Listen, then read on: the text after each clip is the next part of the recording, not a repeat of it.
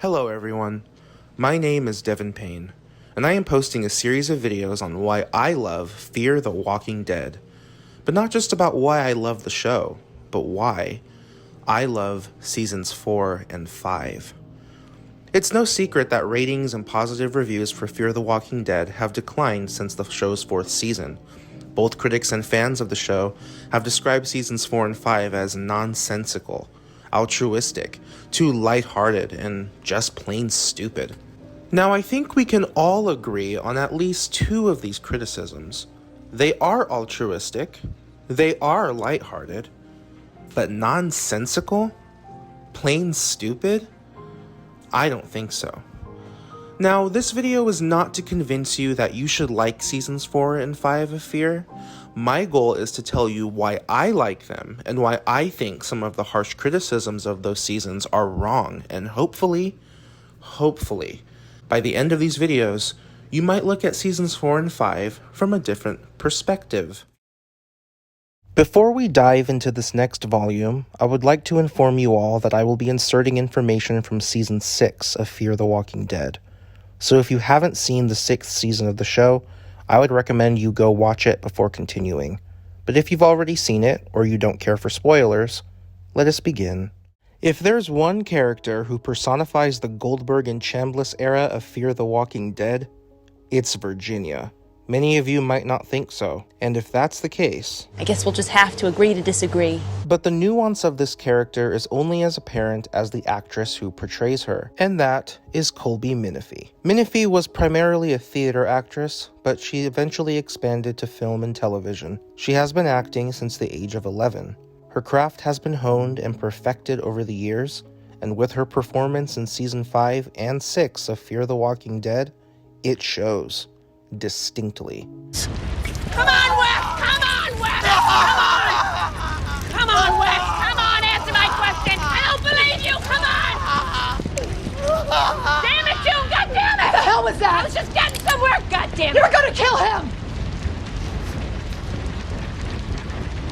All right. We get into the truck. But I am not letting him out of my sight till he answers every question I have. Is that clear? Minifie pulls off Virginia's camp, charisma, and menace flawlessly, to the point that if any other actress was cast in her role, it just wouldn't work. If you can't find a reason to be put off by Virginia's eccentricity, just look at her attire. She struts around her communities in cowgirl boots, long duster jackets, and western hats. Not only that, she forces her rangers to dress the same way. It's campy and it looks downright ridiculous, but it works. Virginia can't go around dressing like an ordinary survivor trying to make it in the apocalypse. Nor can she dress like your average villain with black clothing and hair tied up in a bun. In order for places like Paradise Ridge and Lawton to flourish, they need a leader who they can trust. They need a leader who is benevolent. They need a leader who they can love. And Virginia knows this. Virginia's main philosophy is that people need to feel safe in an overall positive environment in order to thrive.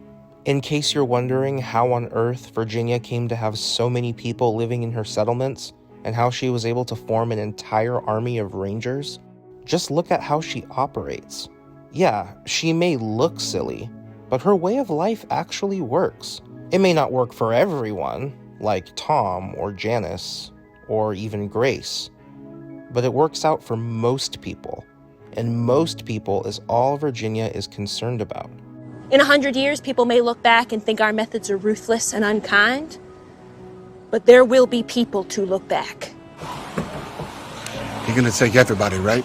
I'm gonna do whatever ensures the most number of people survive. I want your word that you're gonna take us to the same place, that you'll keep us all together. No can do. We're each gonna go where I think is best. No,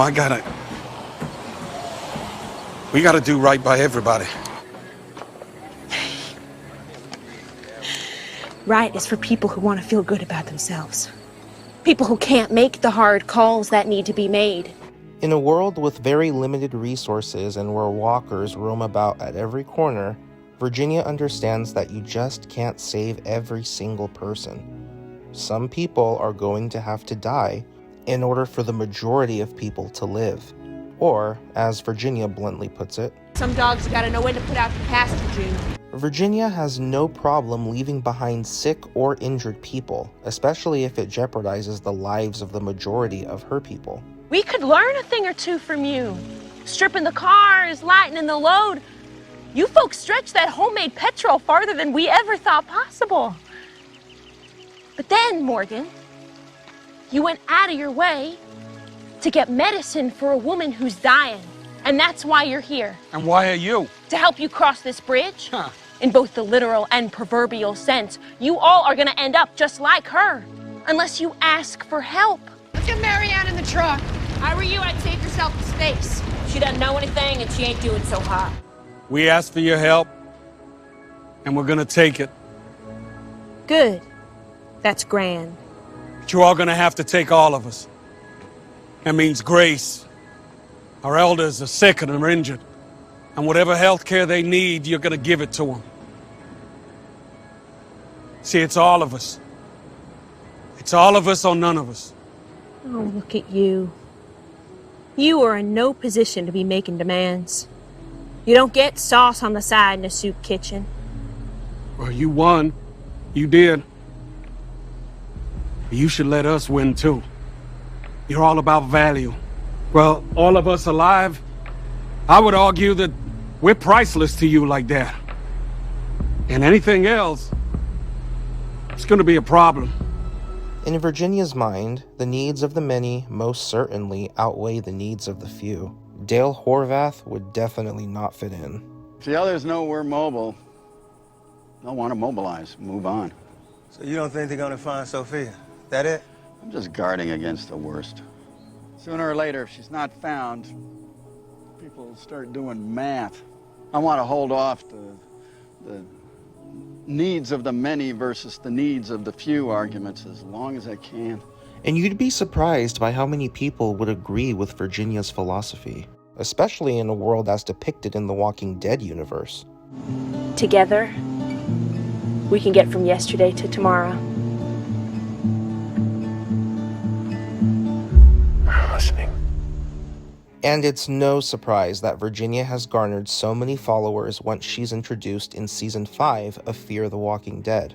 By the time Virginia gallivants onto the screen, smugly claiming responsibility for the seizure of Tanktown, an estimated 2 years and 8 months have passed since the beginning of the zombie outbreak. That's more than enough time for Virginia to establish her fiefdom. But in order to have done that, she would have to convince people that she's the right person to lead them. And positivity is a feasible way to do that.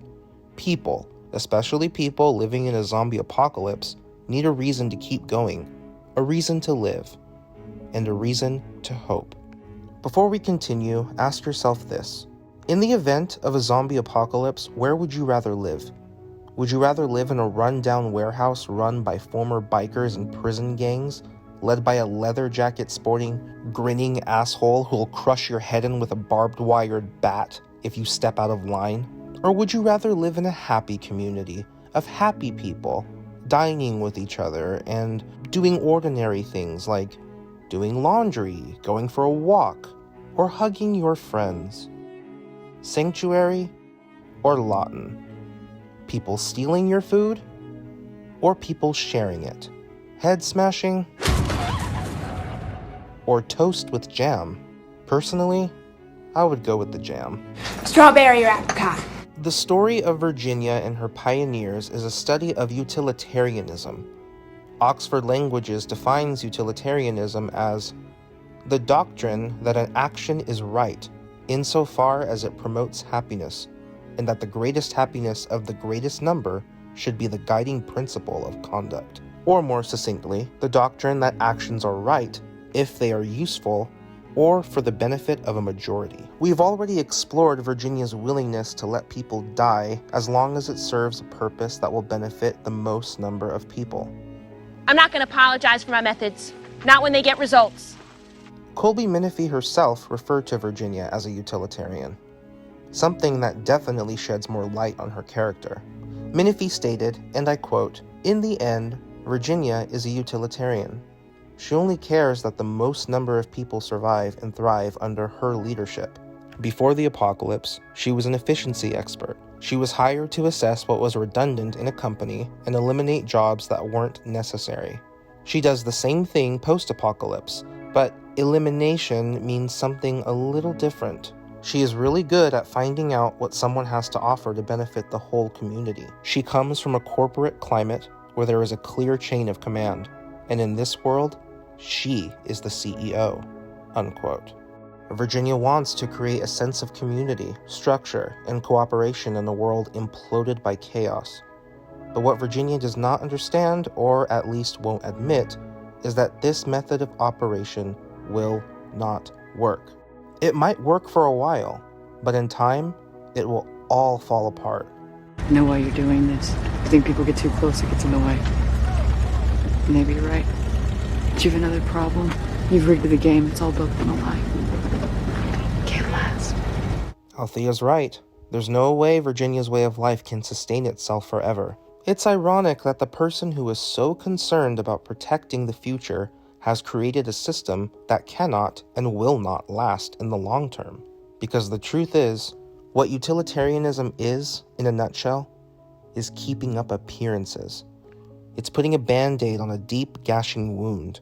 It's sweeping dirt under a rug and hoping people won't notice. It's ignoring detrimental things and keeping them secret, all for the sake of preserving positivity and happiness. Place is only as safe as people feel it is.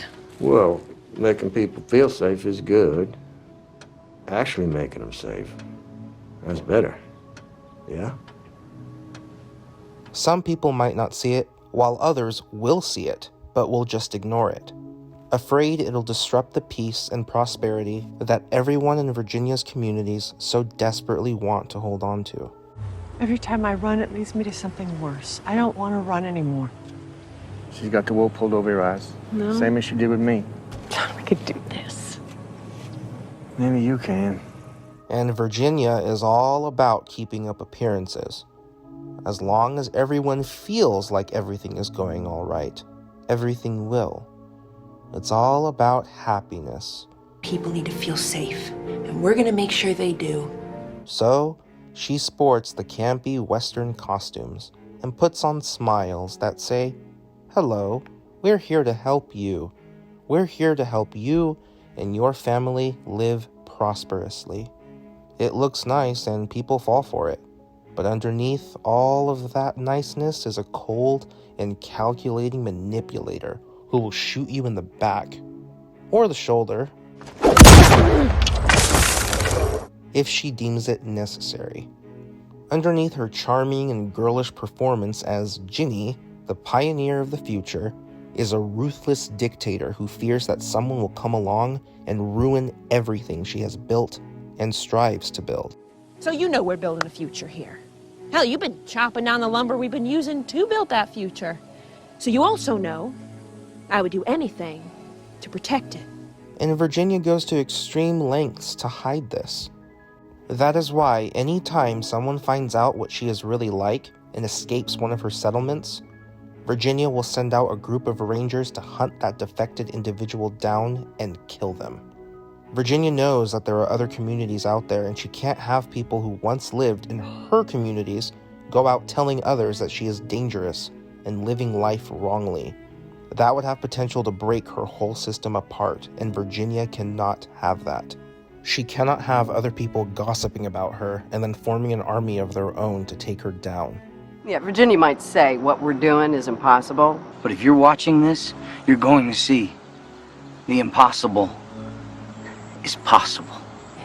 Virginia's the way she does things, it makes you scared to trust people. What they're doing here, it is working. And they leave room for everyone, not just the people Virginia deems useful. Everybody is useful. People need to see that. And I want to know why he's been spreading destructive ideas around my communities. And you two are going to help me figure it out. Virginia is no stranger to revolutions, and she will not tolerate them. The people before, they didn't die because they refused help. They died because they fought back. Virginia killed them. But I wouldn't go as far as to say that Virginia is evil. Whatever dark or cruel deeds she might commit, they're done out of a desire to protect her communities, not out of a desire to harm others. Why do you always make it so hard? Everything I do is to protect the people under my auspices, Jim. For example, in the scene where she orders Strand and her rangers to line up Morgan's friends, Virginia threatens to kill Grace, a pregnant woman whom Morgan loves. You don't start talking, I am gonna blow Grace's glowing brains out in front of everybody here. You don't believe me? Ask her yourself. If you pay close attention to Virginia's behavior in this scene, you will see that she is in major distress. She keeps pointing her gun at each member of the group, but never actually pulls the trigger, because it's an empty threat. Virginia doesn't want to have to kill any of them. She tries to give Morgan as much time as possible to get to Lawton so there won't be a bloodbath. She was probably thinking, please Morgan, just bring me my sister. That's all I want. Just look at Virginia's face when she's about to kill Grace. She does not want to do it. In this lineup scene, we can clearly see that Virginia is not enjoying herself, because she doesn't get enjoyment from murder, unlike a certain someone we know. Although I will acknowledge that Virginia seemed a little perky when she decided that she was going to kill Janice for murdering Cameron. But I would argue that Virginia wasn't necessarily excited over the idea of someone suffering, but more excited over being in control. Indeed, Virginia has to be the one in control, because if she isn't, then she has no platform to keep her younger sister safe. Virginia is a tactical beast who fears that something will happen to her sister, Dakota, who we later find out isn't actually her sister, but her daughter. And I'm not your sister. I'm your mother. We find out the reason Dakota hates Virginia so much is because Virginia never showed her the love and affection she so desperately needed from her older sister. However, Virginia wasn't Dakota's sister, she was her mother, and because her grandparents were ashamed of Virginia becoming pregnant as a teenager, Virginia was not allowed to show Dakota motherly affection. Virginia had to keep up the appearance of being Dakota's older sister, but Virginia didn't know how to be a big sister, because, well, she never was one. As a result of this, Virginia is completely incapable of taking care of Dakota on her own. If you pay close attention, you'll notice that in every scene that Virginia appears in, she is surrounded by an entourage of rangers. You'll never find Virginia by herself, except when she tries to kill Morgan. This is because Virginia needs people she can trust on her side, who are ready to fight for and protect her from harm.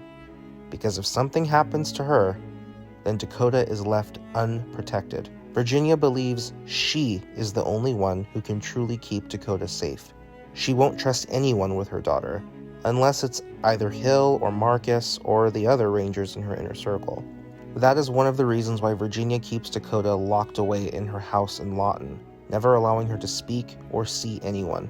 Virginia's constantly going on about the future and expanding and trying to create a larger world. The future isn't over there, Morgan. I've got to protect the future. So you know we're building a future here. That baby was going to be a bright part of Lawton's future. Future! But what is Virginia really talking about when she says the future? Well, I think it's fair to say she's talking about Dakota. In Virginia's eyes, Dakota is the future. The whole reason she's building her communities is so that Dakota can live safely and without fear of harm. Dakota. My sister. I need you to make sure she's all right. That she gets taken care of. Everything I've done, it is all because I wanted her to be safe. But Dakota doesn't want to live with Virginia. Dakota despises her and will stop at nothing to see her taken down. That thing that you have to do, you're gonna have to do it now. And what is that?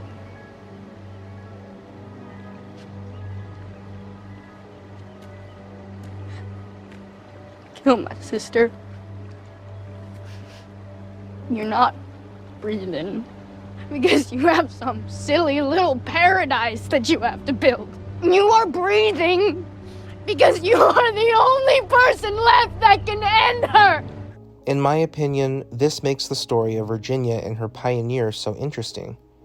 It isn't your ordinary battle of good versus evil.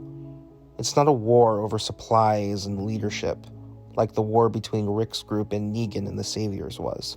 The battle between Morgan and Alicia's group and Virginia is a battle of philosophy. It's a battle to prove whose way of living works best, and that brings to the table interesting social commentary and exploration of character motivation. Your convoy works, mostly, but mostly don't do it, does it? Who are you to tell us how to help people? Excuse us if we don't take tips from a killer. We're here because we want to do things differently from you. We both want the same thing. We just have a different way of getting there. Now, if anybody wants to come try the way that works, they're welcome. With stories featuring characters like Rick and Negan, it's pretty straightforward. There's a big, mean bad guy with a bat who wants half of all of your stuff and will kill all of your friends if you don't give it to him. Pretty easy to convince people that this guy is evil and needs to die.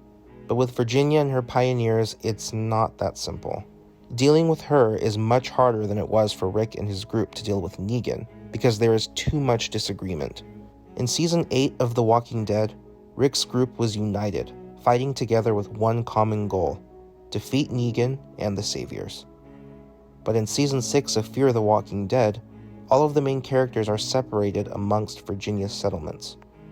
There is hardly any communication, if none at all, and when certain characters do reunite, they each have different opinions and ideas on how to deal with her. Nothing's gonna be different until Virginia's gone. And I can't let you do this. I am doing this. I am. And we both know that if Grace was asking you to do this, you would do the exact same thing.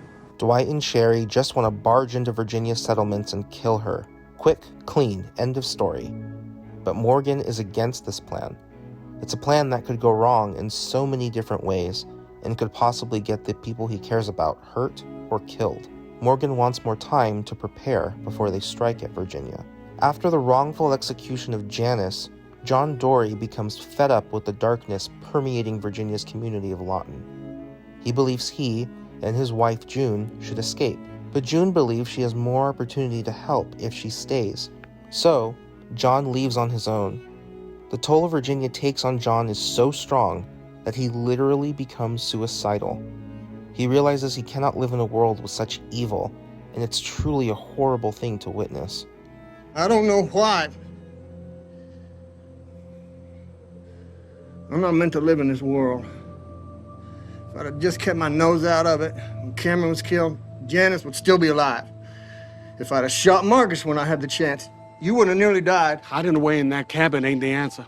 I just want it to be over, Morgan.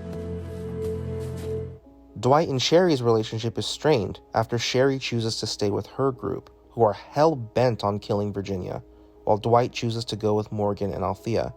Alicia Clark and Victor Strand are also having problems. Alicia isn't sure if she can trust Victor, as she cannot tell whose side he is really on. In fact, no one knows whose side Strand is really on. I don't think Strand knows whose side he's on. His own, probably? Anyway, Virginia does more to test and break Morgan's group than any villain has on Fear the Walking Dead yet. And if you thought Virginia was bad, just take a look at her daughter, Dakota. Now, Dakota is a straight-up sociopath. She feels no remorse for her actions and only cares about what she wants and what she feels like she needs. Dakota is not a psychopath, because even psychopaths can feel guilty for the bad things they do. Dakota feels nothing, and on the contrary, feels justified in doing the things she feels she has to do, like killing John Dory. And we have to ask ourselves, was Dakota a murderer even before the apocalypse?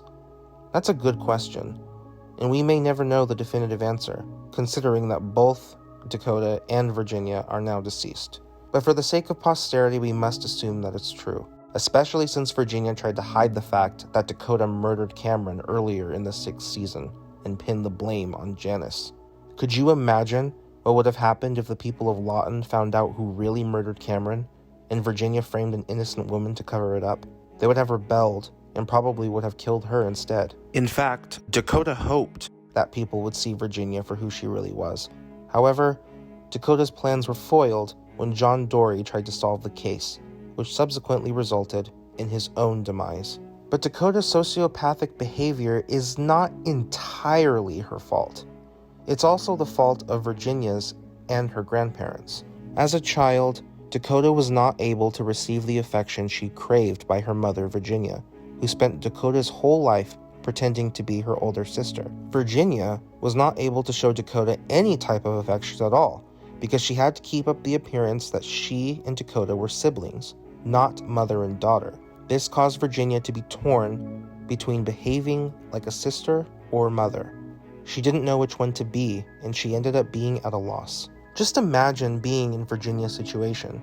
You can't hug or kiss your own daughter because you're supposed to be pretending to be her sister, not her mother. And you can't hug your daughter or hold your daughter or do anything with her because you're supposed to make her believe that you're not her mother. The whole situation just sounds bloody hopeless, if you ask me. And I feel sorry for Virginia, I really do. And I sort of feel sorry for Dakota. Sort of. And here's why I sort of feel sorry for her. Because although it's not entirely Dakota's fault for being the way she is, or was, I should say, she's still responsible for her actions, especially because there were people in her life who actually tried to help her. See? It's not as hard as you think. For you. No, not just for me. It's just how the world is working now. That's what I tried to explain to John. I wish he'd seen it the same way we do. I told you there is no we. I didn't want to kill him. I had to do it. I want to believe in something better. Like your mom did? I never had that. No one ever gave me anything to believe in. That's not true. I tried. And you threw it away just like they did. Despite everyone's attempts to help her change and become a better person, Dakota turned them all down because she insisted that she shouldn't have to change. She believed people needed to love her just the way she was. And that is what brings us to the reason Dakota was who she was. In case you're wondering how Dakota became so dangerous, the answer is simple. No one loved her. At least not in the way she felt she needed to be loved. And it's really sad that Dakota has to look for love in all the wrong places. After meeting Teddy, Dakota believes she has found the person she can trust and be loved by. But she is knocked to the ground once again when she discovers Teddy was just using her for his own agenda. At this point, Dakota is fed up with the world she's living in and just chooses to die, even after being offered a chance to live through the nuclear fallout that Teddy and his cult of followers bring on. But Dakota decides that it's just not worth it. If only her mother and grandparents treated her right, things might have been different for her. But they weren't.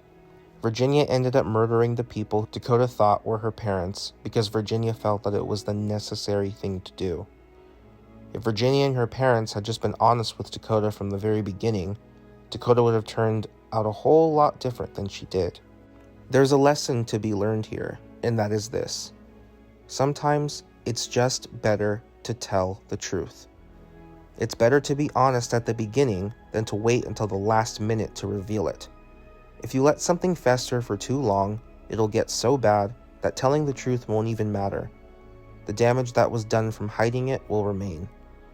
But if you tell the truth in its infancy, it won't be as bad, and there will be a possibility for healing. Think about it this way. Suppose you broke your leg while skiing. You know you should probably go to the hospital and get it treated, but you sit around and say, no, it's fine. I don't need a doctor. I don't need help. But then, 1 year goes by, and your leg gets infected, and the pain is indescribable. You finally agree to go see a doctor, but the doctor tells you that your infected leg is too severely injured and it must be amputated. And if you don't amputate it, you'll die. You finally admitted your leg was broken and that you needed help. That's the truth. But because you waited so long to get it treated, the damage to the leg is done and it has to be chopped off. This is exactly what happened to Virginia. She waited so long to tell the truth to Dakota, and the result was Dakota becoming a murderer. That is why June killed Virginia and not Dakota in revenge for John's death. If Virginia hadn't protected Dakota from a problem she herself had a significant role in creating, John would most certainly still be alive. Did you know? Back at Lawton with Cameron, did you know what Dakota was capable of before? Did you protect her anyway? I would do anything for my daughter, June. Virginia was fully aware that Dakota was a violent girl, so she protected her by locking her up so that she wouldn't go out into the world and hurt other people. Behavior that most likely would have resulted in someone taking matters into their own hands and telling her to look at the flowers. Dakota's main goal throughout the 6th season was to kill Virginia. But despite the way Dakota feels about her, she still has an emotional connection with Virginia that she cannot deny. Dakota can't bring herself to end her own quote-unquote sister, so she has to get someone else to do it. And as long as Dakota plays a role in Virginia's demise, Dakota can live vicariously through the person that actually killed Virginia and make herself feel like she was the one that did it. Dakota feels like Morgan is the one to end her mother's fiefdom. But I would consider it ironic how the woman who actually ends up ending Virginia's life is the wife of the man Dakota ends up murdering. Is that irony or just a coincidence? I'll let you decide. But for now, I just want to say what a pleasure it was watching these characters' stories unfold. And I'd like to congratulate Colby Minifie and Zoe Colletti for their outstanding performances. They were truly Emmy-worthy. And the Virginia Pioneer story arc will always remain my favorite arc in the Walking Dead universe to date. And it's all thanks to these guys. Thank you all for watching, and have a blessed day.